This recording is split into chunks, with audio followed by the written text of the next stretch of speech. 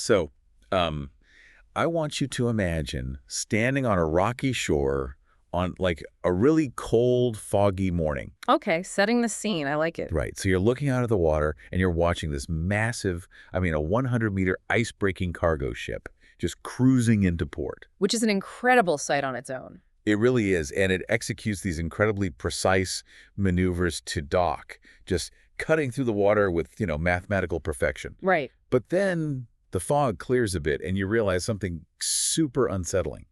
There is absolutely no one on board. Oh, wow. Yeah. No crew, no captain on the bridge. It's just this multi-million-dollar leviathan of steel perfectly navigating itself through crowded waters. It's an arresting image for sure. And it represents this massive paradigm shift we're seeing in global logistics. Yeah, thanks. We are rapidly moving away from vessels guided by, human hands and eyes. We're moving towards ships operating as autonomous floating supercomputers. Because the global shipping demand just requires that level of efficiency now. Precisely. The sheer volume demands it. Well, we're taking a deep dive today into the invisible, high-stakes web of data and connectivity that keeps these autonomous ships from, basically turning into unguided torpedoes. Which is a terrifying thought. Truly. And we're pulling from a fascinating stack of technical research today. Primarily, there's this in-depth study from the VTT Technical Research Center of Finland. Yeah, their work on satellite terrestrial connectivity is just groundbreaking. It is.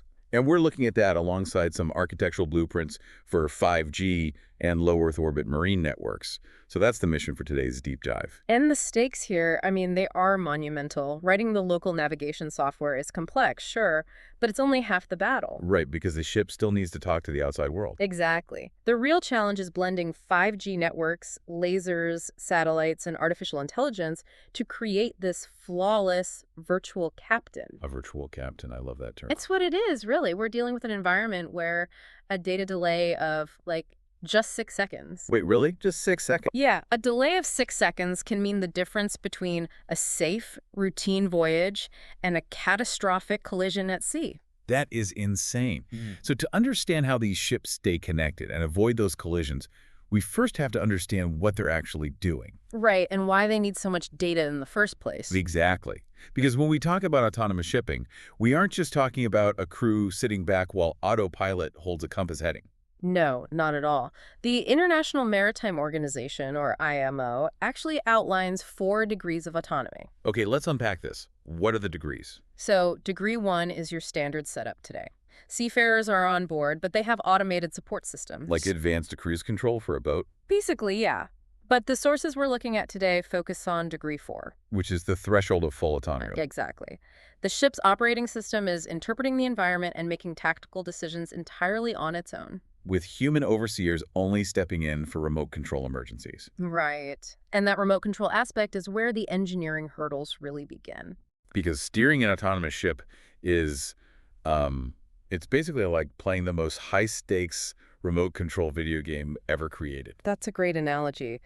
But the data flow in this video game is wildly asymmetrical. Yeah, I saw those numbers in the research. It's mind-blowing. The ship acts like this giant floating sensor array, right? Yeah, it generates an enormous volume of outward data to build situational awareness for the system or the remote operator. We're talking upwards of 10 megabits per second just to push high-definition video and sensor readings off the ship. Right, but the control data... Commands going back. Yeah, the actual steering and propulsion commands coming back to the ship, that's a tiny trickle, like less than 10 kilobits per second. Which is nothing. But trying to send a continuous 10 megabits per second from the middle of the ocean, that's a massive drain on bandwidth. It is. The sources point out that if you tried to pipe every raw data point from every radar array, infrared camera, and LiDAR sensor over a satellite link, it would just instantly collapse the network. Instantly. So the ship has to aggressively compress and filter that outward stream. And it does that through something called onboard sensor fusion. Yes. What's fascinating here is why this matters so much. Humans can interpret imperfect visual data naturally, but a ship's computer has to physically layer different sensor inputs to verify an object. So it's not just like zipping a file to make it smaller? No, it's discarding redundant data entirely. Let's say the ship's cameras pick up a blurry shape in the fog. Okay. The computer cross-references that visual anomaly with a radar blip and then maybe a laser reflection from the 3D LiDAR. So it's checking 3 different senses, basically. Exactly. And once the onboard system fuses those inputs and confirms, okay, this is a 50-foot fishing trawler moving at 10 knots. It doesn't need to send the massive hundreds of megabytes raw LiDAR point cloud back to shore. Right. It just sends the coordinates, the vector, and a highly compressed visual wireframe. Those massive 3D LiDAR files can be compressed 200 times over. Wow. 200 times. It's essentially mimicking human peripheral vision. How do you mean? Well, your brain doesn't render the edges of your vision in high definition, right? Yeah. It just flags movement and shapes to save processing power. Oh, that is a perfect way to look at it. Yeah, while keeping your focal point sharp. Yeah. The ship is doing the exact same thing with its environment. It ensures the remote virtual captain gets the critical situational awareness without choking the uplink. Precisely. The ship distills the environment down to its mathematical essence before broadcasting it. But sensor fusion only solves the size of the data payload. Right. It doesn't solve the distance that data has to travel. Which brings up the physical infrastructure problem. Because the ocean is huge. Since the ship needs to stream those compressed megabytes out and get precise steering commands in, it needs a robust, fail-proof network. It absolutely does. So near the port, ships can tap into terrestrial 5G or private Wi-Fi. And I noticed in the VTT research that you can actually maintain a line-of-sight 5G connection up to 70 kilometers offshore. Yeah, it's an impressive feat of engineering. Mathematically, that feels impossible to me, given the curvature of the Earth and how radio waves degrade over water. It requires an extreme approach to terrestrial infrastructure to make that math work. To punch a 5G signal 70 kilometers out to sea, engineers have to overcome the Fresnel zone clearance. The Fresnel zone. Yeah, basically you have to keep the radio waves from bouncing off the ocean swells and canceling each other out. Oh, I see. So how do they do that? Staggering verticality. We are talking about a shore-based mast towering 350 meters into the air. Wait, a 350-meter mast on the shore? Yes, transmitting directly to a 10-meter stabilized antenna on the ship's bow. It's a total brute force approach to extending terrestrial networks. That is massive. But okay, once that ship sails past the 70-kilometer mark, that terrestrial bubble pops. Right. They are entirely reliant on satellites at that point. And historically, maritime operations have leaned on geosynchronous satellites, or GEO. But those sit, over 35,000 kilometers out in space? Yep. And the latency there is brutal. It hovers around 280 milliseconds round trip. Which doesn't sound like a lot to a normal person browsing the web.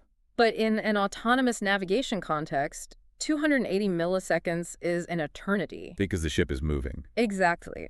By the time the radar data reaches the remote operator and the steering command comes back, the ship has already moved from its reported position. That makes sense. And that's why the industry is shifting aggressively toward low Earth orbit, right? Yeah, the LEO mega constellations, things like Starlink, OneWeb, Telesat. Because they orbit much closer to the atmosphere. Right, which brings the latency down to a highly responsive 30 to 50 milliseconds. Okay, here's where it gets really interesting, though. The latency drop with LEO is undeniable.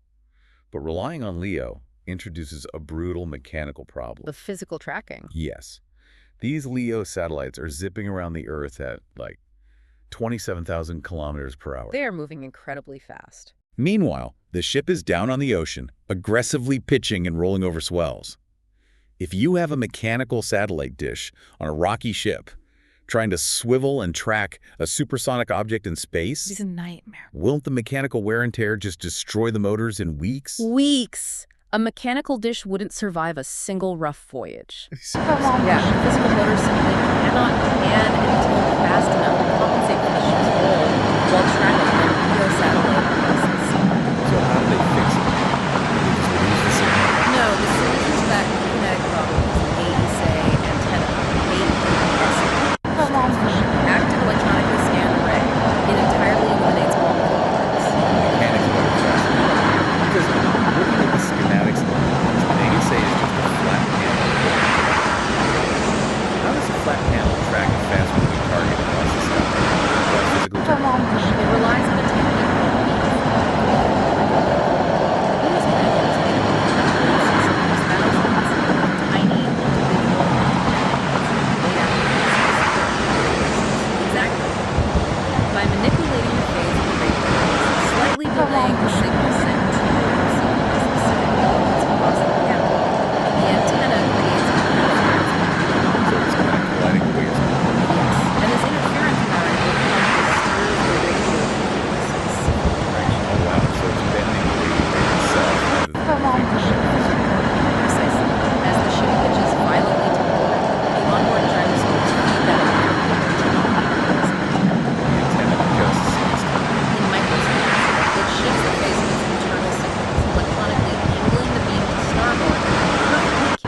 the ship's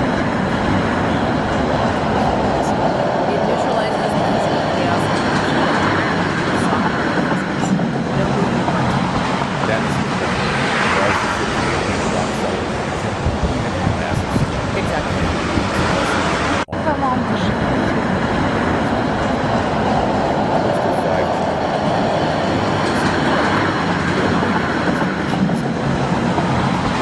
Yes, very nice. Having multiple networks stacked on top of each other. Come on, the ship.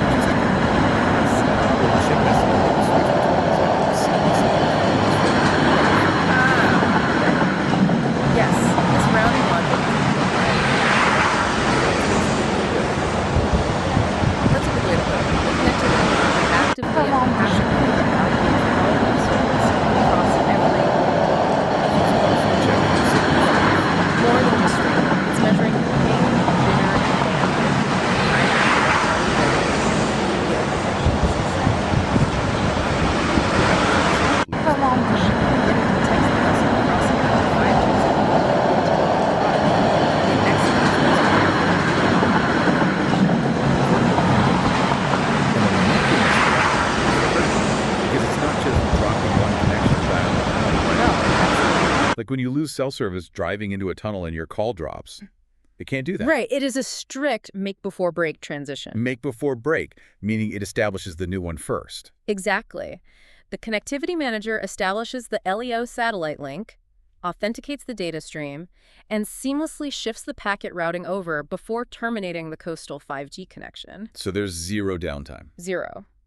The transition happens at the network layer, so the autonomous decision-making software or the remote human operator never sees a blip in the telemetry. Okay, but you mentioned LEO constellations earlier, and we know those networks are notorious for micro outages They can be, yes. because the terminal has to physically hand off from one satellite to the next as they zip overhead. So if the ship requires constant telemetry, aren't those micro outages incredibly dangerous? They are a factor the system has to manage. And what if the ship loses all external connections? Does it just go rogue? What happens if there's a cyber attack and a hostile actor steps in to intentionally jam that transition? Well, the architecture assumes the network environment is inherently hostile and unreliable. That's a safe assumption these days. Definitely. So the first line of defense is the ship gateway. What does that do? It's a heavily hardened barrier sitting between the vessel's internal operational technology and the external internet.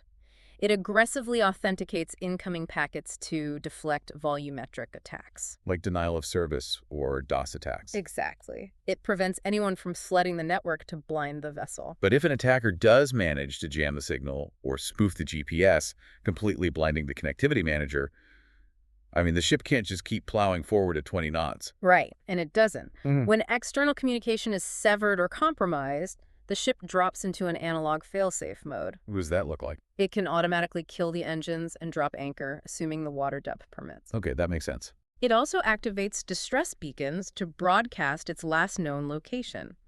And in hijacking scenarios, the ship can be pre-programmed to intentionally drive itself in tight, continuous circles. Wait, really? Driving in circles? That is a surprisingly analog defense mechanism against a highly digital attack. I know, but it is remarkably effective. It ensures that hackers or pirates cannot force the vessel into an unauthorized port or alter its transit route to steal the cargo. Because the ship physically refuses to make forward progress until cryptographically verified control is restored. That's brilliant. It is, but these failsafes highlight just how tight the margins are. And if you're wondering why this level of security and connectivity matters to you, the listener, just remember that 90% of everything in your home arrived on one of these ships. Exactly. The global economy relies on this. A compromised vessel doesn't just sink. It bottlenecks the entire global supply chain. Right. And that connectivity manager isn't just fighting off hackers, it's fighting the physics of latency. Because latency is the true enemy of maritime navigation. Right. When you are dealing with a vessel displacing tens of thousands of tons, the momentum is massive. The maneuverability is inherently sluggish, and the system relies on incredibly precise timing. So what does this all mean in a real-world scenario? Well, the VTT Technical Research Center actually put this to the test in an advanced ship handling simulator. This is one of the most fascinating parts of their research. It really is, and the data paints a terrifying picture of what happens when latency creeps in. They modeled a 100-meter ice-going vessel equipped with azimuth thrusters. Which makes it highly maneuverable for its class, right? Exactly. And they placed it in a complex two-ship encounter scenario right outside Helsinki. A very busy area. Very busy. The autonomous vessel had to navigate a narrow corridor while actively avoiding two other dynamic ships, relying entirely on incoming situational awareness data. And the researchers intentionally injected artificial delays into the telemetry, right? Yes, they wanted to map exactly where the collision avoidance algorithm would break down. So what were the results? Well, in the baseline run, the situational awareness feed had a tiny 0.1 second delay. Barely noticeable. Right. The autonomous ship parsed the environment perfectly, adjusted its heading, and safely passed the obstacles with a comfortable 200 meters of clearance. Okay, so that's the ideal scenario. Then they bumped the delay up to 3 seconds. A 3-second lag. Yeah. The algorithm had to work harder to interpolate the positions, and the clearance dropped to 100 meters. Still tight, but safe. But the margin was definitely evaporating. Exactly. And the critical failure threshold, the danger zone, occurred precisely at a 6-second data delay. 6 seconds. It's hard to imagine 6 seconds causing a disaster when these massive ships look like they're practically crawling across the water. That's what I thought. But they only look slow from a distance. Right. The physics of a 100-meter vessel moving at 15 knots means you cover a massive amount of water in 6 seconds. And at that 6-second threshold, the virtual captain's decision-making module basically got confused. It suffered a fundamental desynchronization from reality. Because the incoming telemetry was 6 seconds old. Exactly. The algorithm projected the path of the oncoming ships based on stale vectors. So it believed the vessels were safely bypassing each other. Yes, it plotted a course through what it calculated was empty water. But in the physical world, the other ships were not where the data claimed they were. The algorithm essentially created a ghost reality and navigated based on that illusion. A ghost reality. It's a chilling way to phrase it, but it's completely accurate. The simulation recorded that with a 6-second delay, this massive 100-meter vessel missed a catastrophic collision by a terrifyingly slim margin of just 50 meters. Wow. 50 meters. It's at 15 knots. 50 meters of clearance is a fraction of a second away from tearing another ship's hull wide open. If we connect this to the bigger picture, this simulator test illustrates exactly why the current 3GPP standardization for 5G non-terrestrial networks is an absolute necessity. 3GPP being the organization that develops protocols for mobile telecommunications. Right. They are developing the rules to guarantee that critical collision avoidance packets are heavily prioritized over all other network traffic. So if the satellite link degrades and bandwidth suddenly gets tight, the network intelligently drops, say, a diagnostic report on the engine temperature. Exactly. It drops the non-essential stuff to ensure the steering coordinates and radar tracks get through instantly. Keeping that delay well under the 6-second danger zone. The network infrastructure itself has to be context-aware. It has to know that a maneuvering packet carries life or death weight. And routed through the fastest available nodes. Yes. But researchers know that relying solely on prioritized packets and better antennas isn't enough to eliminate latency in crowded, high-risk environments. Right, because things can still go wrong. So they are fundamentally changing how the ship interacts with the geography around it. We are seeing a shift from reactive sensors to predictive models. Ah, right. I read about this in the sources.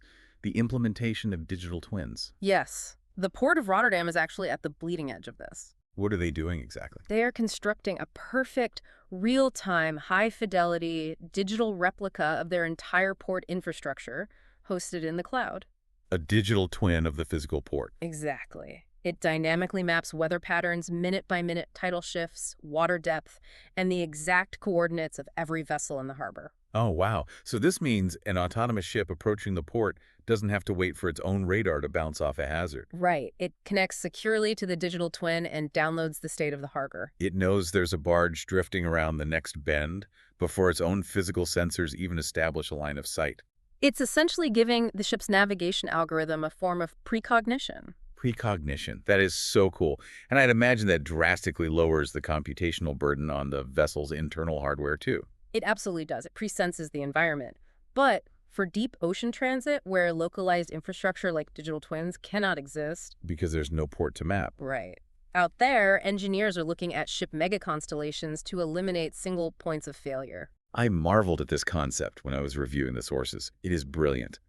If a DeLeo satellite fails, or a geomagnetic storm knocks out orbital communications, The ships themselves become the network. yes, they leverage the sheer density of global shipping lanes to form a massive, multi-hop, ad hoc mesh network. The physical proximity of the vessels allows them to bridge the connectivity gaps. Right, so say ship A loses its uplink, but it's 20 kilometers away from ship B. Okay. Ship A blasts its critical telemetry over a localized 5G link to ship B. And ship B acts as a router. Exactly. It bounces that data to ship C, which still has an active satellite connection. Oh. Then ship C relays the entire packet to the shore command. It's incredible. These multi-million-dollar cargo ships become active nodes in a living, self-healing Internet of Things across the surface of the ocean. It fundamentally changes maritime infrastructure.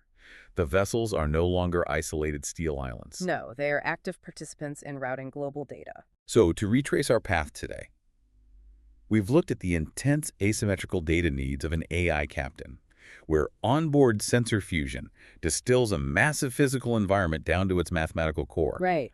We unpack the physics of ASA antennas, dynamically bending radio waves to lock onto LEO satellites while battling ocean swells. And total game changer. We explore the make-before-break logic of vertical handovers with the connectivity manager. And we saw firsthand from the VTT simulator how a mere 6 seconds of latency creates a ghost reality that almost sank a massive freighter. The margin for error out there is razor thin. And the engineering required to keep that margin safe is just an absolute marvel of modern telecommunications. It really is. It's a massive, invisible web of data that we entirely take for granted. I want to thank you, the listener, for taking this deep dive with us today, mastering the invisible infrastructure powering tomorrow's oceans. It's a lot to process, but it's the future. It is. The next time you see a shipping container, you'll know exactly what it takes to get it across the water without a crew. But before we sign off, there is one final philosophical and legal reality to consider. Oh, what's that? Well, we've mapped out all this technology, but international law hasn't quite caught up. That's usually how it goes. Right. So imagine a massive, fully autonomous cargo ship physically navigating the Pacific Ocean. Its situational awareness data is bouncing off a satellite constellation incorporated in the United States. Okay. Its decision-making algorithm is processing in a localized server farm in Germany. Right. And the human overseer monitoring the telemetry is sitting at a desk in London. Oh, man. Under current international maritime law, what country's rules is that physical ship actually sailing under? That is a mess. And if that globally distributed multinational algorithm miscalculates latency by 6 seconds and causes a fatal disaster, who exactly goes to jail? Yow. That makes the image of our 100-meter ghost ship perfectly gliding through the fog infinitely more complicated. There is no captain to hold responsible, just a decentralized web of logic spanning the globe. Something to think about. Thank you for listening.